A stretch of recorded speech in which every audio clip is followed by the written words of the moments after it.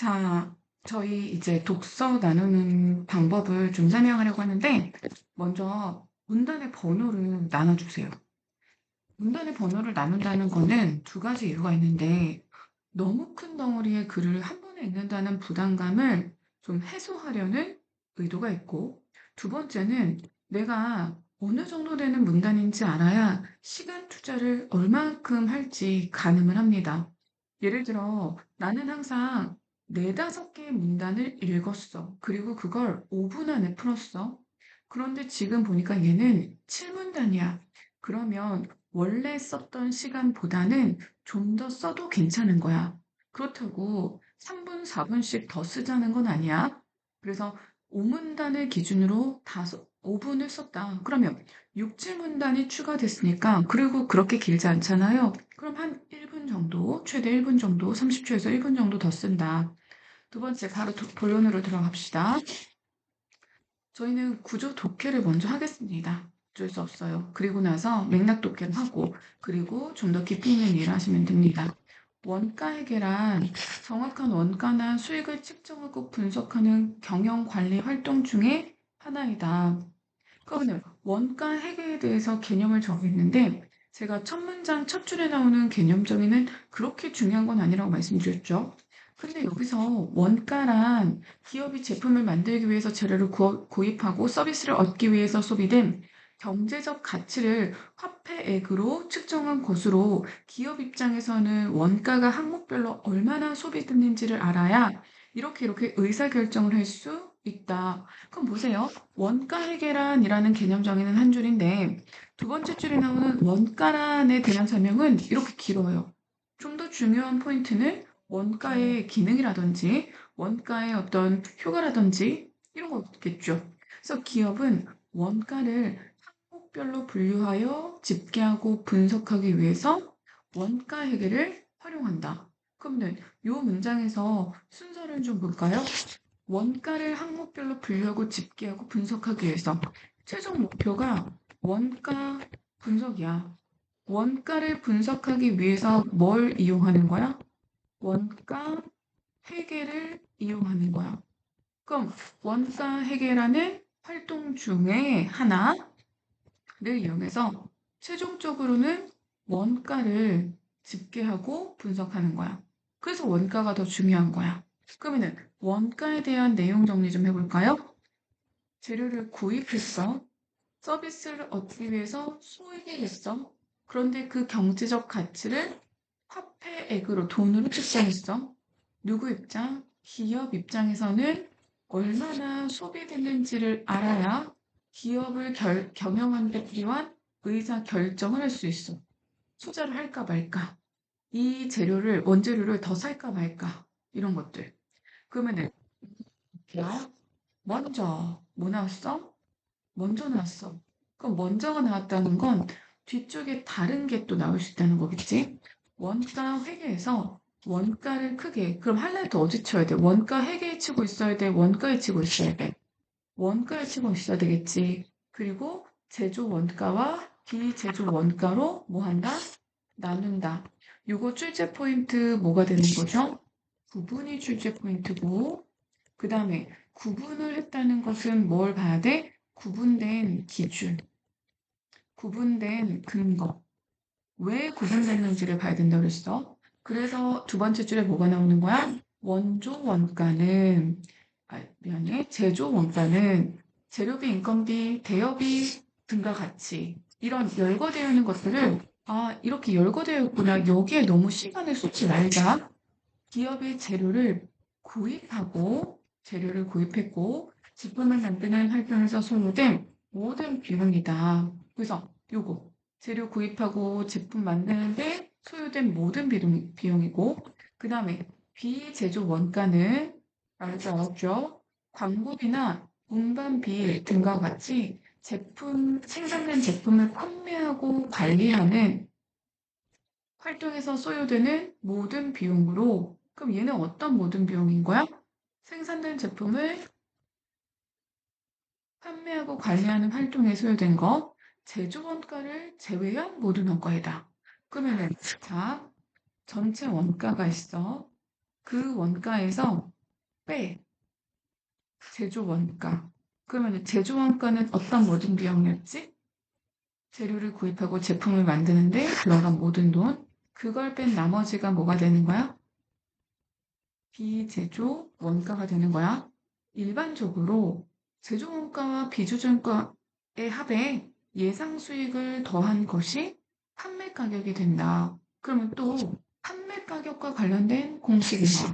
판매 가격은 제조 원가, 비제조 원가, 그러니까 우리가 이걸 원가라고 전체 보면 되겠지. 원가 플러스 예상될 수 있는 수익.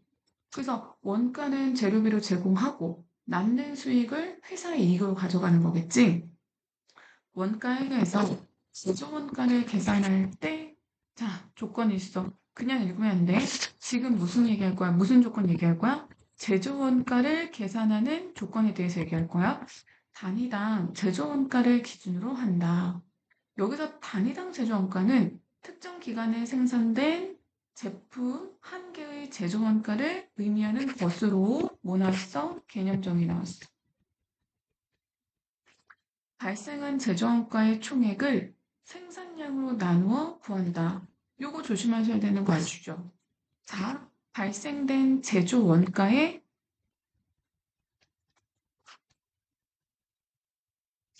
총액을 나누는 거야. 뭘로?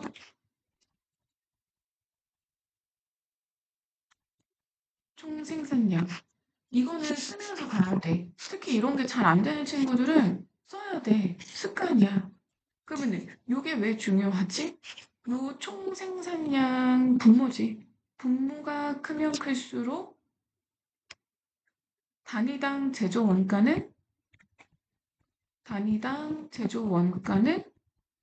적어질 거야. 그러니까 얘네 둘은 반비례야. 그치?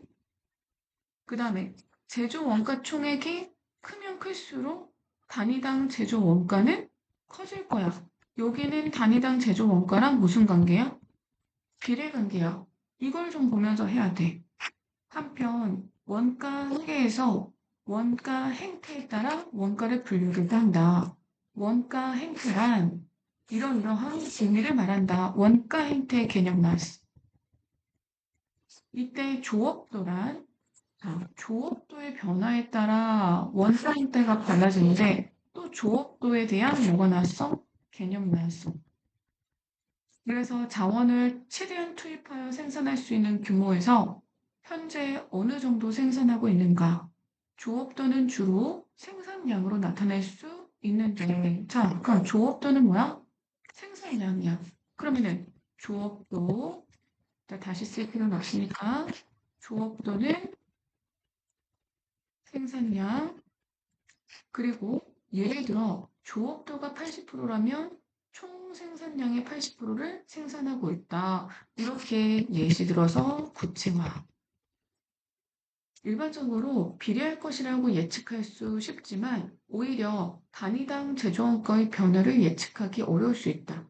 그래서 조업도의 변화에 따른 움직임을 유효하게 적용할 수 있는 조업도 범위를 임의로 정하고 그 안에서 원가 행태를 분석한다. 이러한 원가 행태에 따라 원가를 분류하면 그럼 지금 원가 무슨 원가 나왔어? 제조 원가랑 비제조 원가 나왔지. 그리고 그 밑에 조업도에 따라서 원가를 분류한다는 내용이 나왔었지. 그리고 이 원가 행태에 따라서 원가를 다시 분류하면은 너무 분류가 많다, 그치?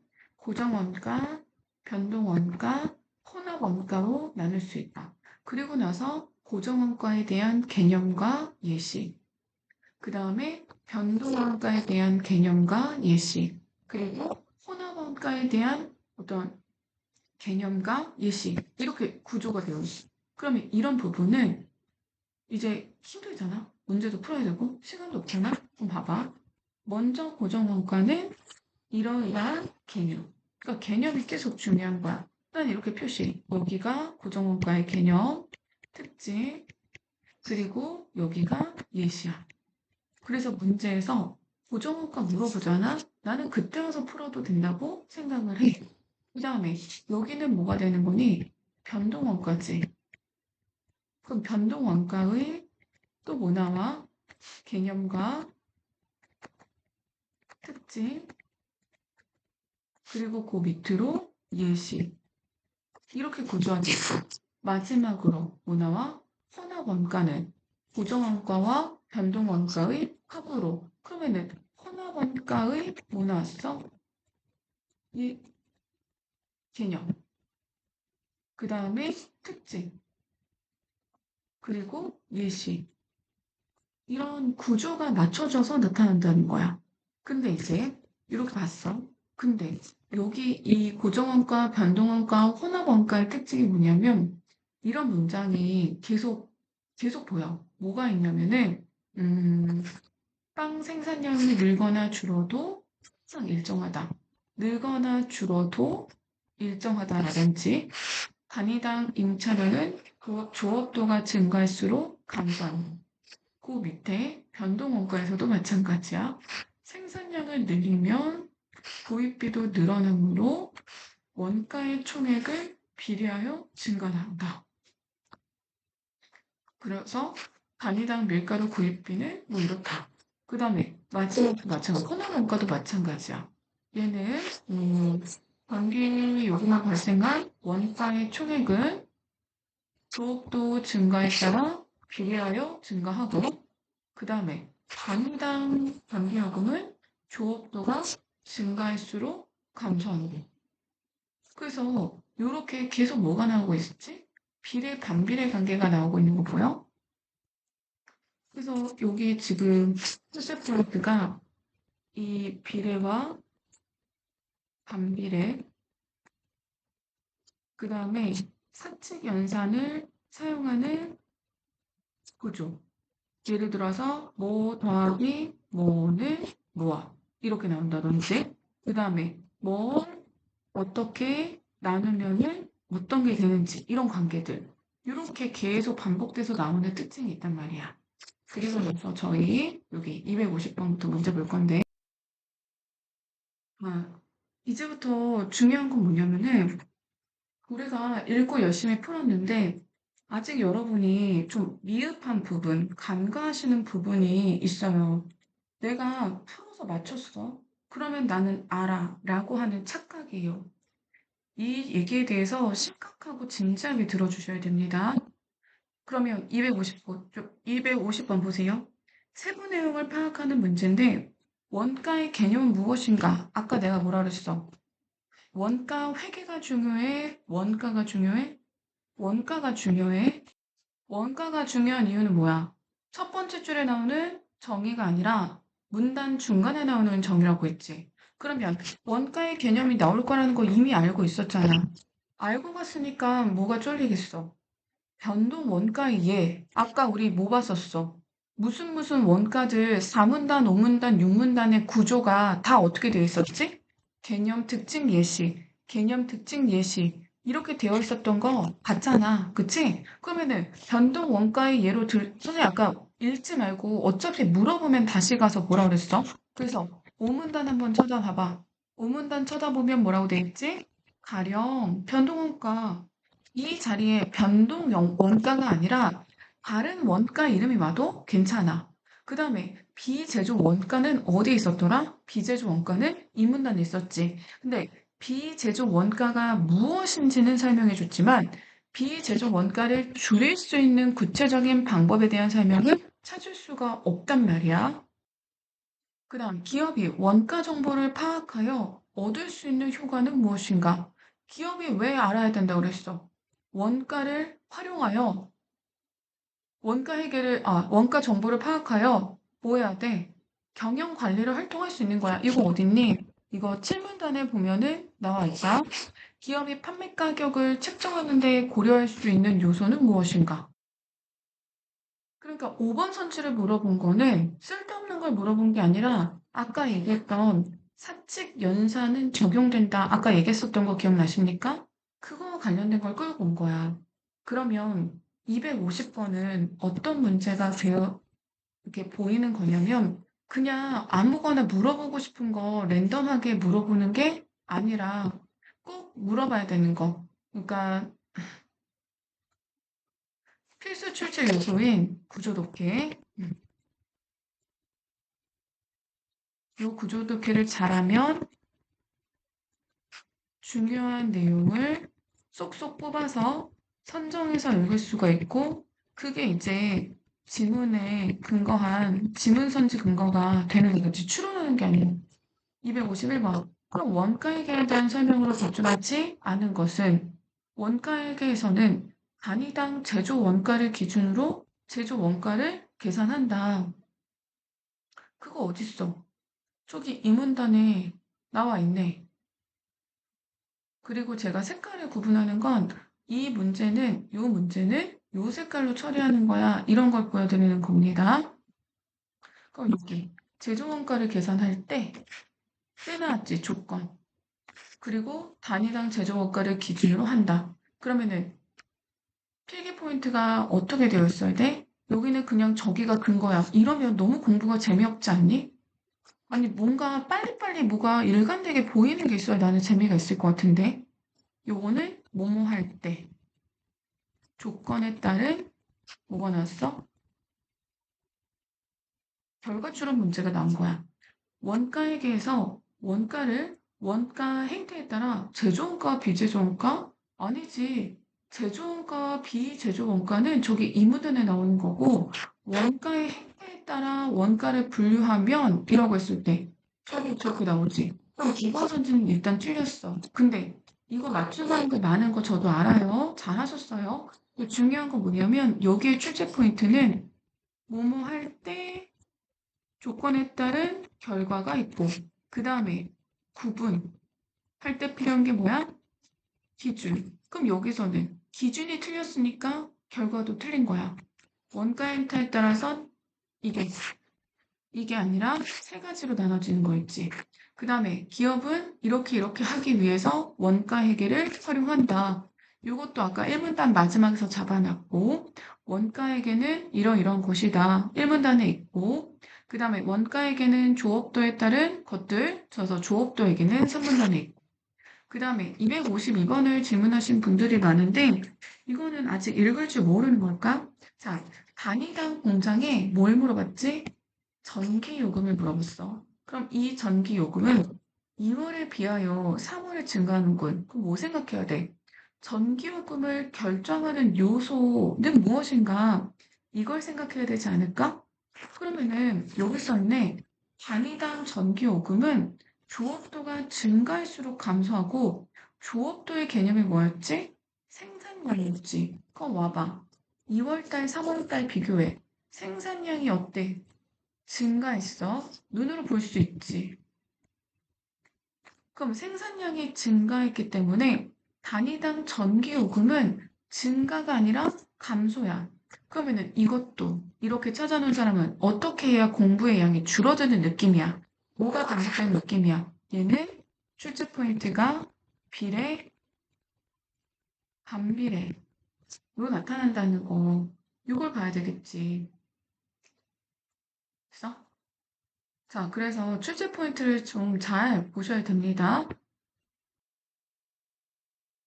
자, 그리고 이제 나머지 선지들에서 1번 선지의 근거는 여기 광고비는 다 10,000원이기 때문에 이 비제조 원가 광고비 요거는 동일하죠. 목재 구입비로 발생한 원가 총액은 3월달이 가장 높군. 목재 구입비 재료비죠. 재료비는 5만 원만 보시면 안 돼. 생산량에 따른 개당 5만 원이야. 그러니까 총 그 5만 원 600개니까 이거는 3천만 원이 든 거야. 그 다음 1월부터 3월까지 발생한 변동원가의 비중은 자 이것도 변동원가가 재료비야. 재료비는 목재 구입비지. 생각해야 되는 게 있어. 5만 원이 든 게 아니야.